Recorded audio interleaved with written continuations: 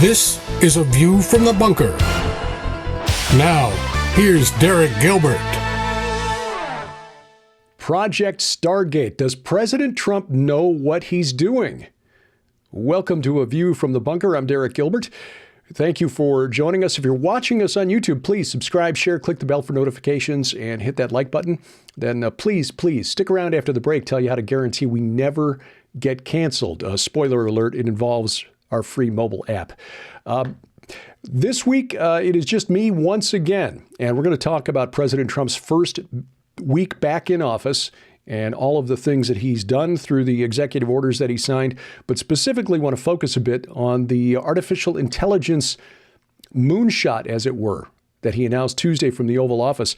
But first, an explanation why no guest this week. I announced back in the fall, and then really didn't follow up on it, that because of time constraints, there will probably be more programs like this where it's just me sitting in front of the camera instead of bringing in guests, which is something you've come to expect over the last 15 years of this program. And it's not intentional. It's not a deliberate shift to shift the programming towards a more me-focused away from the guests.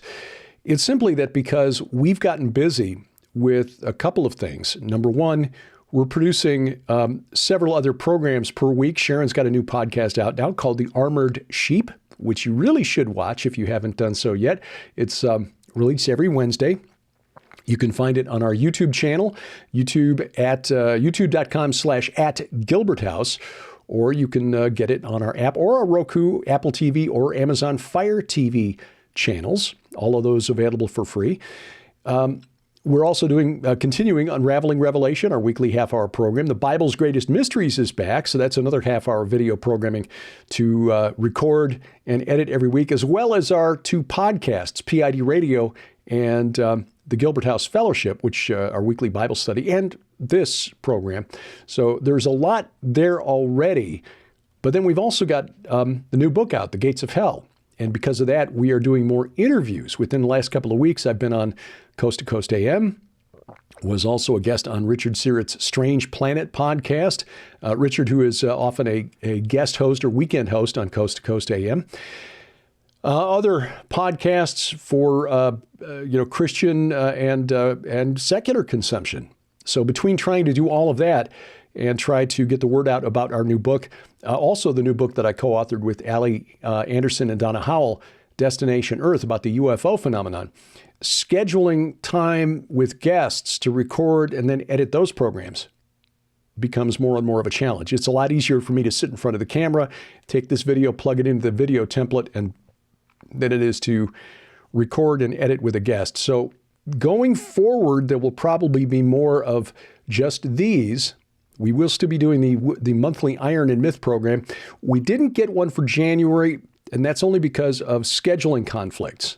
But we will be, in fact, as you're watching this, if you're watching this on Sunday evening, I'm in the process of talking to Doug Van Dorn, Brian Godawa, and Dr. Judd Burton for our February program, which will mark the start of our 4th year of the Iron and Myth program as part of A View from the Bunker. So that's why it's just me tonight, and going forward, there will probably be more of just me, and I appreciate your understanding. We've also got a very thorough or very full schedule for 2025. In fact, we've had to decline invitations that we really wanted to accept. One that would have brought us to the site of Noah's Ark in Turkey, simply because scheduling problems, but also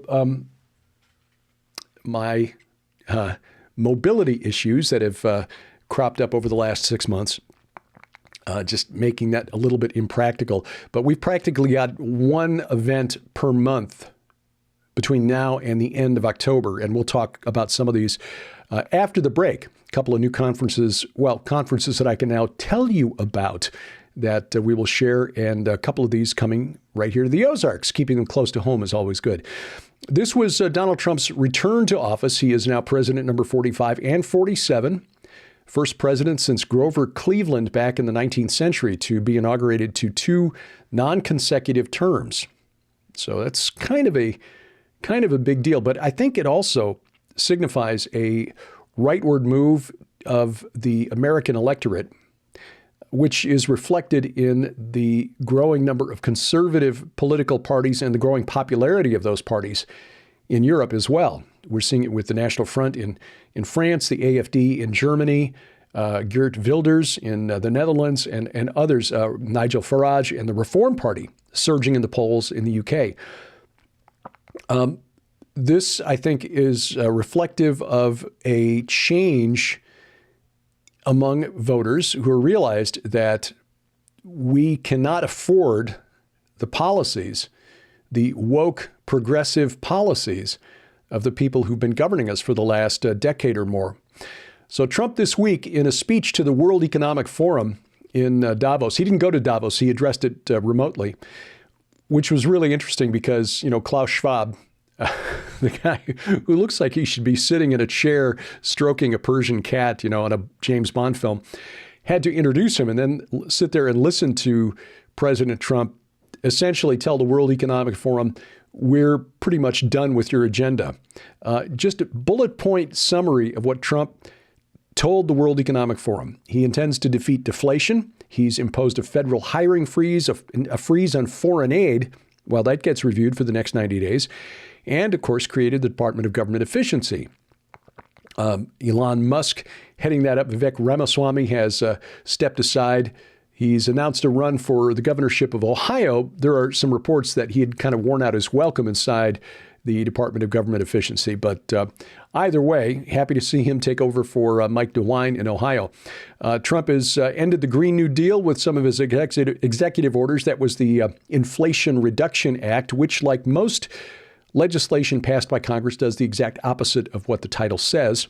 He's withdrawn from the Paris Climate Accord, which was a backdoor treaty that should never have bound the United States to anything anyway, since our Constitution requires that all treaties must be approved by a 2/3 vote of the Senate. And the Senate never voted on the Paris Climate Accord. He ended the electric car mandate. President Biden, with an executive order, had mandated that half of all new vehicle sales would be non-emissions vehicles, not low emissions vehicles, but in other words, electric vehicles by the end of this decade. And since in 2024, only 8% of vehicles sold were EVs, getting that up to 50% by the end of this decade would have been, the government forcing us to buy what they wanted us to buy. President Trump has now ended that. He's declared a national emergency to get more oil to boost manufacturing and lower the price of fuel, making deregulation a top priority, tax cuts across the board a top priority. Countries that don't invest in America will pay tariffs. He's announced large investments by tech companies and other governments in the United States. There's declared national emergency at the southern border and has moved troops now to the southern border of the United States. In fact, the first repatriation flights to send illegal migrants back home took off from Texas and landed in Guatemala, I believe, on Thursday. So this is beginning now. Government censorship has been stopped, including the misinformation and disinformation labels, although one of the agencies inside the State Department that was involved in this activity was simply rebranded and moved. So we'll see. The deep state is not going to go down without a fight. He has ended DEI inside government offices, although, again, there are agencies inside the United States government that have simply rebranded their departments of diversity, equity, and inclusion to protect that work. Declared that once again there are only two genders in the United States, male and female, reasserting biological science in the United States government. NATO nations should be required to pay 5% of GDP to support the North Atlantic Treaty Organization, not just 2%, depending on the United States, to carry the burden for the rest. Trump plans to take the corporate tax rate to 15%, says that the Canadian trade deficit must be recalibrated. This is the threat of the 25% tariffs on Canadian goods that has... Did it have an impact on Justin Trudeau deciding to resign? Maybe not. He's not been terribly popular, especially since the pandemic, but we shall see. And there is more here. He's putting an emphasis on a peace agreement between Russia and Ukraine. speakers at the World Economic Forum essentially admitted that they have lost. They have lost Trump. The theme of the WEF meeting in Davos, Switzerland is rebuilding trust. The implication there, of course, is that they've lost the trust of us average people. This is why they no longer use the phrase the Great Reset, because they've realized that we now know what they plan with the Great Reset, that by 2030, we will own nothing, but we'll be happy. Somebody's going to own that stuff. If we're having to lease everything that we use, even our clothing, somebody's going to own it. We're going to be paying somebody. All we can be sure of is that whoever owns this stuff is not us. So this was Donald Trump's very busy first week, part of it anyway. The number of executive orders that he signed was breathtaking. And we should say this, the United States government was not intended to be run by executive order. Now, I'm not pointing a finger at Donald Trump. What he was essentially doing with his executive orders was restorational, restoring the authority for what happens inside the United States to the proper governing authorities. The use of the executive order to create law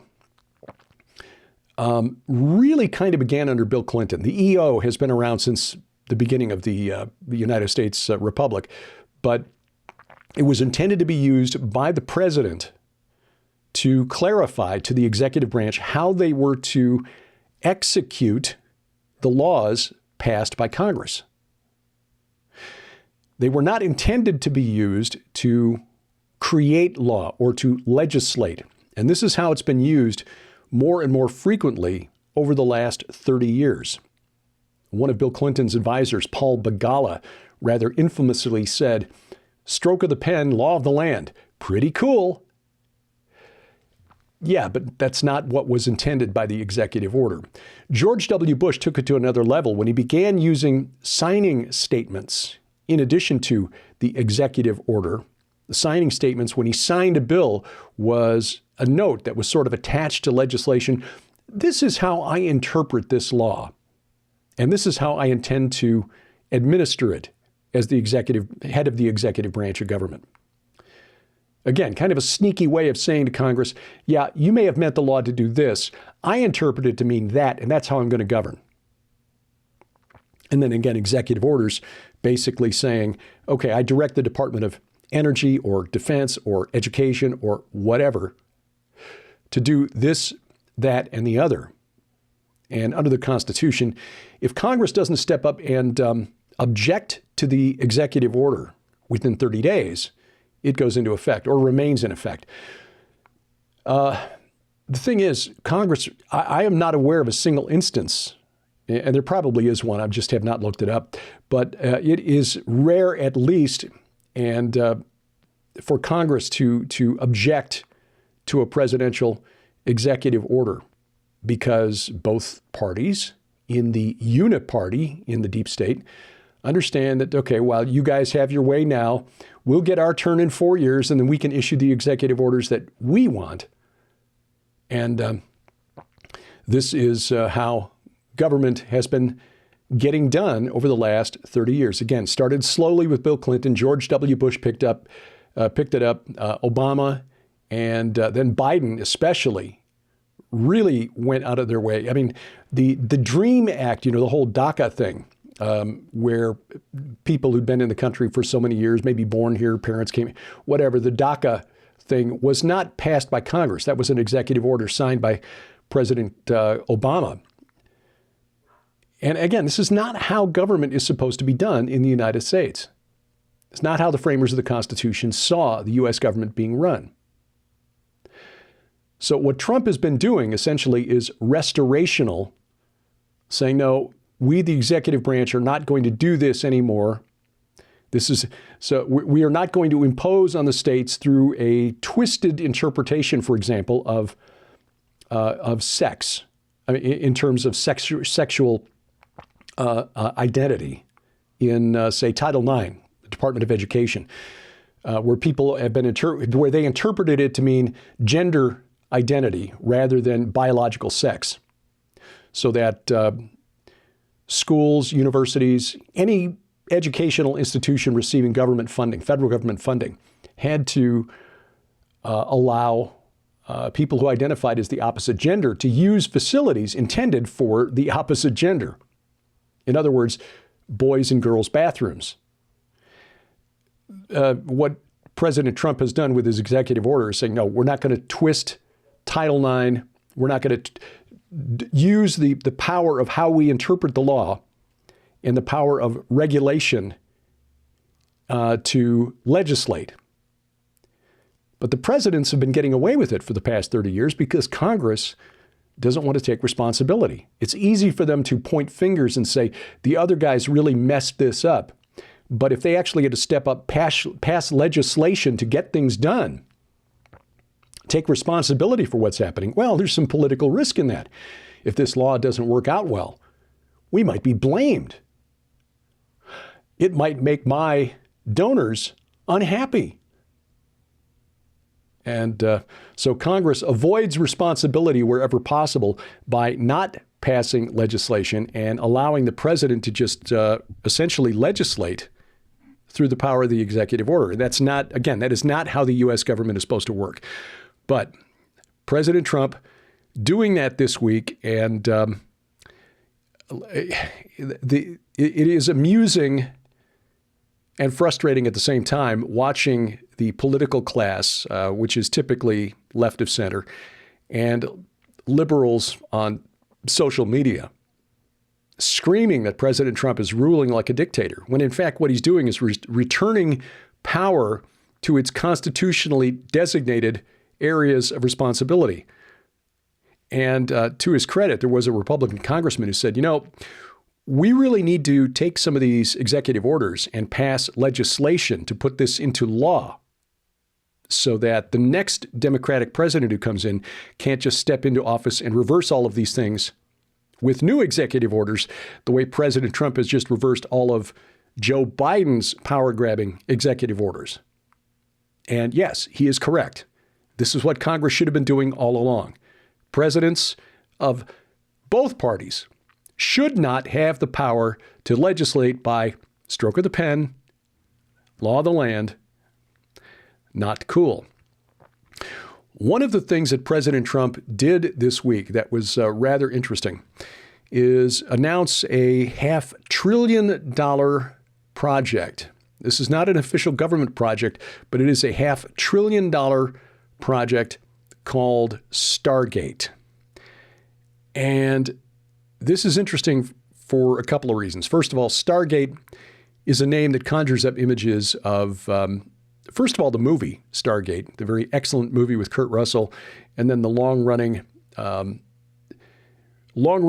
science fiction TV series with Richard Dean Anderson taking over the Kurt Russell role.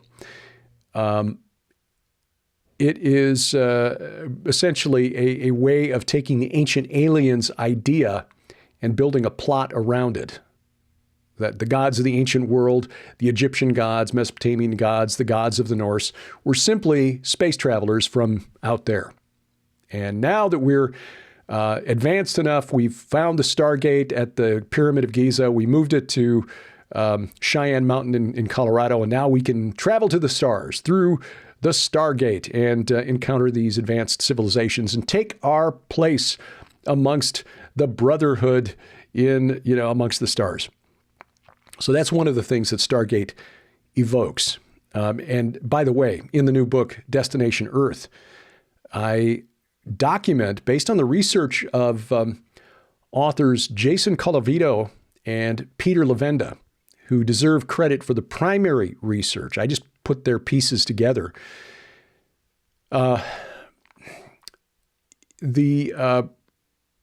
The ancient aliens concept really derives from the occult teachings of Helena Blavatsky and Aleister Crowley, filtered through the horror fiction of H.P. Lovecraft, the man who invented the Cthulhu mythos about 100 years ago, and the Necronomicon that was a product of his imagination. That inspired some French science fiction authors and publishers named Louis Pauwels and Jacques Bergier, who wrote a book about 60 years ago called Morning of the Magicians or The Dawn of Magic, depending on whether you're reading the European title or the French title or the English title. That inspired a Swiss hotel manager by the name of Erich von Däniken to write Chariots of the Gods. In fact, it inspired him so much that in later editions of the book, he had to acknowledge how much he borrowed from Powles and Bergier. But Powles and Bergier basically were taking concepts invented by H.P. Lovecraft. For example, the idea that humanity was created by entities from outer space and seeded here on Earth for their purposes. That comes from Lovecraft, who was inspired by the occult teachings of Crowley and Blavatsky. All right, so that's new book, Destination Earth. If you've not seen the programs about this on Skywatch TV, I encourage you to go there. I will be speaking about this on upcoming conferences that I'll tell you about after the break. Anyway, so that's Stargate, basically built the longest running science fiction TV series in history, unless you count Smallville, which I don't think is actually science fiction. But anyway, based on the idea of ancient aliens. That's Stargate. But you've also then got Project Stargate, which was a 1970s and early 80s program of the Department of the Defense Intelligence Agency, DIA, at Fort Meade and the Stanford Research Institute into remote viewing. The idea that people who are gifted in a certain way can send their consciousness out into the ether and look for specific target coordinates, report what they see. And this can be used as, to help the CIA, the DIA, gather intelligence on the enemy. In some cases, they would encourage the viewers to send their consciousnesses out to the moon or to Mars. And the kind of program that resulted, not specifically this, but this idea of essentially weaponizing the occult that led to the John Ronson book, The Men Who Stare at Goats, which was turned into a movie with George Clooney, played for laughs, which is sad because the concept, the research was not very funny. United States taxpayers, through the Department of Defense, trying to find ways to weaponize the occult. That's what Project Stargate was about, the idea that, sending remote viewers out there. And this is still a regular topic on programs like Coast to Coast AM and other television and radio broadcast podcasts that are devoted to the paranormal. So this new Stargate is a project, not an official government program, but it is it's a joint venture between SoftBank, which is a Japanese investment bank. They're putting up $100 billion. This was the $100 billion investment from SoftBank that President Trump announced from Mar-a-Lago back before the inauguration, in conjunction with OpenAI and Oracle. Oracle, interesting title for the company and for their involvement in this particular project. This project promises $100 billion upfront and the promise of up to $500 billion over the next 4 years to build artificial intelligence infrastructure, quote, the physical and virtual infrastructure to power the next generation of artificial intelligence, end quote. Now, this announcement was made at the White House on Tuesday. Again, not an official government program, but President Trump was instrumental, perhaps, in bringing SoftBank to the table for the $100 billion. What's interesting here is that OpenAI, which is a company that was co-founded by Elon Musk, and he's left the company. He is now suing that company for deviating from its originally stated goals. Musk is now trying to build out his own private company to develop artificial intelligence, XAI. Musk, the day after this announcement, tweeted out, posted to X. It's no longer Twitter, so they aren't tweets anymore. Several posts suggesting that this company, this joint venture, OpenAI, Oracle, SoftBank, don't have $500 billion to invest in this. In other words, suggesting that this is just a boondoggle. Whether he is correct or not, clearly he's got his own vested interest here in trying to cast some doubt as to whether this can happen. Now, building out this artificial intelligence infrastructure in the new book, The Gates of Hell, Sharon and I chose to open the book with a fictional scenario that Sharon wrote to open the book about the development of an artificial superintelligence that she dubbed Kronos. And that name deliberately chosen because we believe that entity, known to the Greeks as Kronos, to the Romans as Saturn, to the Hebrews as Molech, is the same entity known in the book of 1 Enoch as Shemiyaza and referred to in the book of Revelation as the destroyer, Abaddon or Apollyon. Kronos, she worked up an acronym for something operating system to describe this artificial superintelligence, this autonomous ASI, which went sentient, and became autonomous without its creators realizing it until it was too late. This is a scenario that we've seen play out in science fiction for decades. I mean, the Terminator movies, for example, with Skynet, the Cylons of Battlestar Galactica, the Borg of the Star Trek universe, that kind of thing. In fact, it's interesting that Elon Musk, who is working on his own AI company, XAI, helped found OpenAI, which was supposed to be open source, by the way. And it is now definitely for profit. I think that's one of the complaints that Musk has with it. He described the development of artificial superintelligence as summoning the dragon, or summoning the demon, rather.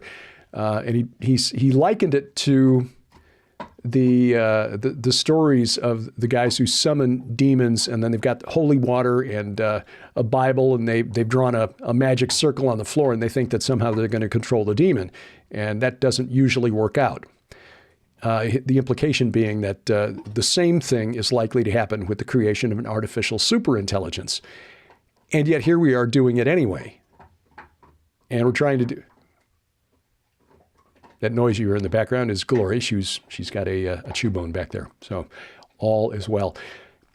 We are going to do it anyway so that we can get it done before the Chinese, apparently. Except, a bit of reporting this week at Zero Hedge. This came from an author by the name of Mark Whitney, who pointed out that just a few hours before this big announcement of Stargate at the White House on Tuesday, China announced its own artificial intelligence program called DeepSeek R1. DeepSeek R1, which, quote, outperforms its rivals in advanced coding, math, and general knowledge capabilities, end quote. And DeepSeek is charging a small fraction for corporations, individuals to use it compared to what OpenAI charges clients like Microsoft. 3%. To be precise. And here is how Whitney, in fact, was citing a tech writer. A tech writer said it was like this. Imagine we're back in 2017 and the iPhone X was just released. It was selling for $999 and Apple was crushing sales and building a wide moat around its ecosystem. Everybody wanted the iPhone. And so Apple was able to pull people into the iOS, which may or may not integrate with Google's ecosystem, depending on what you want to do. Anyway, it was selling for $999. Apple was crushing sales and building a wide moat around its ecosystem. Now imagine just days later, another company introduced a phone and platform that was equal in every way, if not better. And the price was just $30. That's what unfolded in the AI space today. China's DeepSeek released an open source model that works on par with OpenAI's latest models, but costs a tiny fraction to operate. Moreover, you can even download it and run it free, or for the cost of the electricity, for yourself. End quote. So this hoopla around this $500 billion project was preempted by the Chinese announcement. Oh yes, we've got an AI that's just as good as OpenAI's. We're charging 3%, 0.3 of a cent on the dollar for what OpenAI charges to use it. Oh, and by the way, you can download it and run it for yourself for free. So we can point a finger at President Trump and say, does he really know what he's doing in launching this massive program to build the AI infrastructure to make the United States the global leader in artificial intelligence infrastructure? But the fact is, China's already there, and they're making it available for free for anyone to download. And if you don't want to download it and run it yourself, you want to run it through their servers, they'll charge you $3 where it's costing you $100 to do the same thing with OpenAI. Bottom line is this: the AI genie is out of the bottle, if you'll pardon the the supernatural illustration there, but I think it's probably apt. The demon has been summoned. So the question is, which one is going to manifest first? The Chinese demon or the American demon? Don't know. But 2025 is turning out to be a watershed year. Not just because Donald Trump has returned to office, but because, as I mentioned a couple of weeks ago, we're seeing these pilot programs being launched for central bank digital currencies. And AI will certainly be used to try to help process those transactions in real time. That's the one thing with Bitcoin, because it's decentralized. Transactions sometimes can take a while to process. If you can process these quickly, you overcome a major hurdle to getting people to adopt digital currencies. And if the central banks are tracking everything that you buy or sell, you've lost all financial privacy. And of course, as I said a couple of weeks ago, CBDC can be programmed, connected to your social credit score, geofenced so that the GPS device in your phone can let them know whether you are inside or outside the boundaries of your 15-minute city. And if you're trying, whether or not you're trying to buy something that is prohibited, which may be prohibited because of your social credit score or because of your health conditions. We're sorry, you cannot buy that gallon of ice cream, Mr. Gilbert, because of whatever.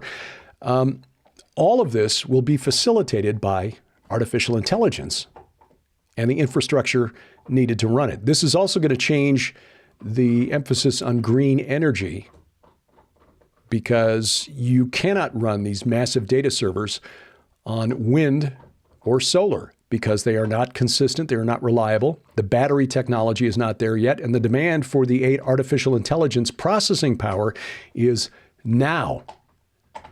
So if we're not going to go back to coal, or if we're not going to use natural gas because, carbon footprint, watch for nuclear.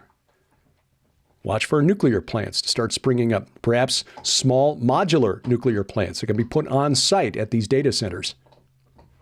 I think we're going to see much more of that in 2025. This is going to be a consequential year for a number of things. But just remember this. All of these things are being allowed by God. So as we're looking at these things, Jesus said, look, be not afraid. He also said, there will be tribulation. You will have tribulation in this world, but I have overcome the world. So while we may have a rough road ahead of us, and none of us wants to see our family members, especially if we've got kids and grandkids, going through tough times, be assured, Jesus has foreseen all of that. And as the Apostle Paul wrote, the glory that is to come will make the tribulations that we endure between now and then seem as nothing. As Jesus again said, when we see all of these things happening, including wars and rumors of wars, nation rising against nation, which in the Greek really means ethnicity against ethnicity. The word is ethnos. I don't know what Glory heard, but it must be dangerous. Anyway, we see these things happening. Stop, look up, because our redemption draws near. So, yeah, just be aware of the things that are coming so that we are not taken by surprise, so that when our friends and neighbors who don't have a biblical worldview are panicking, you say, you know, this kind of thing was foretold in the book of Revelation. This whole thing with the central bank digital currency and the way it can be used to kind of surveil you all the time, control what you buy or sell. Let's look at Revelation 13, shall we? Yeah. Coming up, a couple of big announcements, a couple of conferences coming to the Ozarks that I can now tell you about, and more as A View from the Bunker continues straight ahead.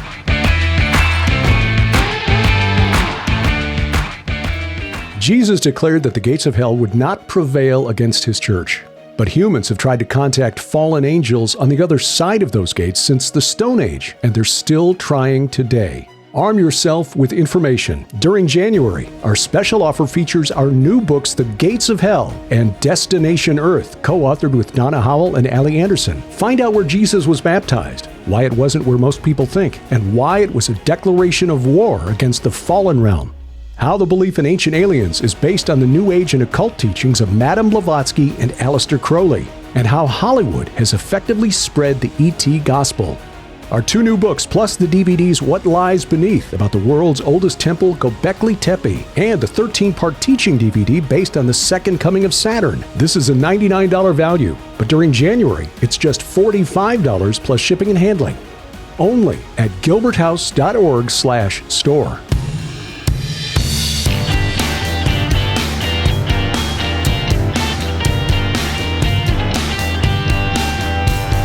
Talking the walk every Sunday night from the beautiful Missouri Ozarks. I am Derek Gilbert, and this is A View from the Bunker, online at VFTB.net. You can follow us there. You can also check out our web hub, gilberthouse.org, gilberthouse.org, my personal website, derekpgilbert.com. Social media, X, formerly Twitter, at View from Bunker, at Derek Gilbert, at @Gilberthouse_TV. You can also find us on Truth Social and Gab at Derek P. Gilbert. Facebook, View from the Bunker page. Follow us there and discuss the issues we raise on the program here. You'll also find us on YouTube at Gilbert House. And please subscribe, share, click the bell for notifications, hit that like button, and then please download our free mobile app to your smartphone or tablet. iOS, Android, Amazon, Kindle, Fire. We got apps for all of those.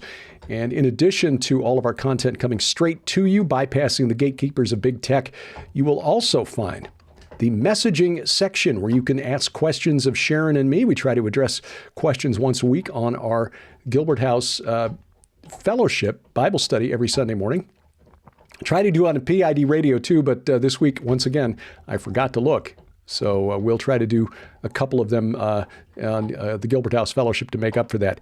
Anyway, you'll find it at gilberthouse.org/app. You can also find it at vftb.net. Look in the top menu bar for the link, but the main place to find everything that we do is gilberthouse.org/app. Some conferences and things to tell you about, but first, a major announcement from the Minor Planet Center at Harvard-Smithsonian Center for Astrophysics in Cambridge, Massachusetts. A big announcement. They excitedly announced the discovery of an odd new asteroid very near Earth. This announcement made early in January. They named the asteroid 2018 CN41. 2018 CN41.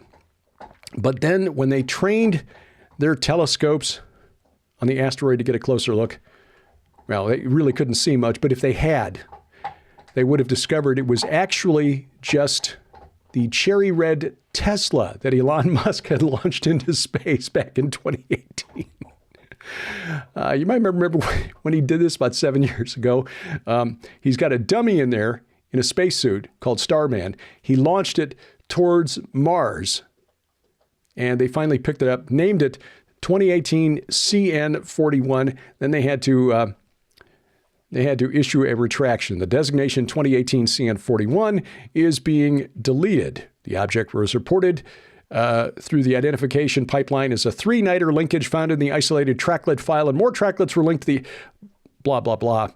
But anyway, they eventually realized that this was the orbit matching the artificial object 2018-017A, which was the Falcon Heavy upper stage with the Tesla Roadster. So the designation 2018 CN41 is being deleted and listed as omitted. But it did at least give Elon Musk a chance to post about this on X, which no doubt got a lot of attention, and hilarity ensued. Bless their pointy little heads. I will be in Canada in just a few weeks, going to the Valley View Bible Camp in McGregor, Manitoba. The weekend of February 20th through 23rd is the 24/7 Men's Discipleship Weekend. And there'll be a number of activities for men throughout the weekend, praise and worship, prayer sessions, small groups, designed to bring men closer together, but also closer together with, our King, our Lord and Savior, Jesus Christ. And I will be speaking 8 times over the course of the weekend. Unlike previous conferences and conventions where I speak and I tend to wander around the stage a lot, once again, due to the mobility thing, I'll probably be sitting down as often as I can. The theme of the weekend is Giants, Gods, and Dragons, recovering the biblical worldview of the apostles and prophets. So we'll be talking about everything from giants in the Bible and why they're there, why they matter. Were there dragons in the ancient world? And we'll even touch on the ancient aliens thing and the occult origins thereof. We will also discuss artificial intelligence and how it might be one way prophecy is fulfilled. So over the course of the 8 hours that I will be speaking, looking forward to discussing all of this and answering questions as well. Look forward to meeting you there. If you're in Manitoba, if you're in Canada and you want more information, you can get it at the website of the Valley View Bible Camp, valleyviewbiblecamp.com, valleyviewbiblecamp.com. Then click the top menu bar where it says events, and that will take you to the page for the 24/7 Men's Discipleship Weekend. April 10, 11, and 12, conference coming to the Ozarks, Aliens, AI, and the Antichrist. This is from Morningside, the team of the Jim Baker Show, the PTL Television Network putting this on. Sharon and I have been invited to speak, along with our friends Joe Horn and Donna Howell, Skywatch TV colleagues. In fact, Donna now a co-author on the book Destination Earth, so very timely for both of us to speak at a conference like this, given the title of the conference. We also know that our friends L.A. Marzulli, Carl Gallups, and others will be there. You can get more information coming soon as we get it released to us, but this will be June 13th and 14th at Morningside in Blue Eye, Missouri. Now, if you can't get to the Ozarks to attend in person, and basically this is like, y'all come kind of thing, no admission charge. But if you cannot get to Blue Eye, Missouri, you can stream this. This will be available to stream online, and I think just a modest charge. But again, once we get details on this, I will confirm it, and we will have it both on our calendar online at gilberthouse.org and on our mobile app. In June, the Mysteries of the Bibleverse Conference. Southwest Radio Ministries has invited us back for another Mysteries of the Bibleverse Conference, this time in Indianapolis, the Drury Plaza Hotel in Carmel, Indiana. This will be June 13th and 14th. Of 2025. We'll be there with L.A. Marzulli again. Pastor Mike Hoggard, pray for him, by the way. As we're recording this past week, he's been in the hospital being treated for cellulitis in one of his legs. So that infection is being stubborn, not wanting to clear up. So your prayers for Mike Hoggard, much appreciated. Mac Dominic, Micah Van Huff, and others. And more information is available at swrc.com, or again, go through the link at our website or our mobile app. Late July, the Go Therefore Conference, Brookville, Ohio. That's suburban Dayton. That's July 25th and 26th of 2025. We will be there, and more information yet to be announced. This is Dr. Mike Spalding's annual conference, so we're looking forward to that. The Remnant Rising Conference, the other conference to tell you about, coming to the Ozarks. This will be August 22nd through 24th in Springfield, Missouri. This will be at the Oasis Hotel and Convention Center. It's on the north side of Springfield, not too far from the new Buc-ee's. This is Hear the Watchman. Coming to Springfield, Missouri. The Oasis Hotel has a shuttle from the Springfield-Branson National Airport. So if you fly into Springfield, and you can get there from most of the hubs like Denver, Dallas, Atlanta, Charlotte, Chicago, they will all fly direct into Springfield. You can get a hotel shuttle to the Oasis Hotel and Convention Center. Looks like a wonderful hotel, and we will be there. We know that L.A. Marzulli is one of the other speakers. Like, we're not going anywhere without L.A. this year, I think. And again, the date's August 22nd through 24th. More information to come. Our tour of Israel. Because of schedule conflicts, the Iron and Myth guys, Dr. Judd Burton, Doug Van Dorn, and Timothy Alberino will have to join us next spring. And we're confirming dates with Lipkin Tours for a 2026 tour in the spring, probably in April, following the Passover and the Feast of Unleavened Bread. So we are looking forward to those dates and confirming that they'll be all right with Doug, Judd, and Tim. So this fall, October 19th through 30th in Israel, it'll just be Sharon and me and you if you join us. So if it's a smaller group and we're all on one bus, hey, that's great. We'll see all of you every day, all the time, which is fine. That is okay with us. We are praying for peace, that we can get into the areas in the north that we want to see, like Tel Dan, Caesarea Philippi, the Grotto of Pan, the base of Mount Hermon, and of course, Gilgal Rephaim.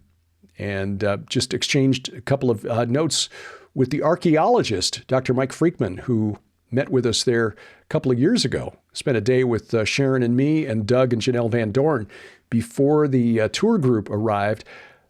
I don't know if he's going to be available when we get there, but he's a good man. And if he has an opportunity to speak to a group that is really interested in what he has to say, we might be able to twist his arm a little bit and get him to join us. But anyway, we will let you know about that as things develop. Again, October 19th through 30th of 2025 with an optional 3-day extension to Jordan. And latest information is at gilberthouse.org/travel. And there's a link from there to the Lipkin Tours website. If by chance we have to shift the tour dates again, as we've had to do 3 times already, and you cannot accommodate new dates, you are not obligated for your deposit. So Lipkin Tours, honorable people, they understand that if things change, you may not be able to have that schedule flexibility. So if you want to put down a deposit, reserve your spot, and things change, no risk to you. Again, gilberthouse.org/travel. Thank you for taking time out of your schedule to join us this week. And whether you're watching on video, again, if you're subscribing at YouTube, God bless you. Thank you. If you're listening via a podcatcher, whether it's Apple Podcasts, YouTube Music, Amazon Music, Audible, iHeartRadio, Spotify, Spreaker, Pandora, wherever fine podcasts are sold, thank you. Please, if you've got a spare moment, give us a like or a thumbs up or a good review, whatever. Helps us with the algorithms. You can also give us a like at Facebook. Our announcer, the inimitable DC Good. And A View from the Bunker, a production of Gilbert House Ministries, released under Creative Commons Attribution, Non-Commercial, No Derivatives 4.0 International License. We wrestle not against flesh and blood. And good night, Oliver, wherever you are. I'm Derek Gilbert. This is A View from the Bunker.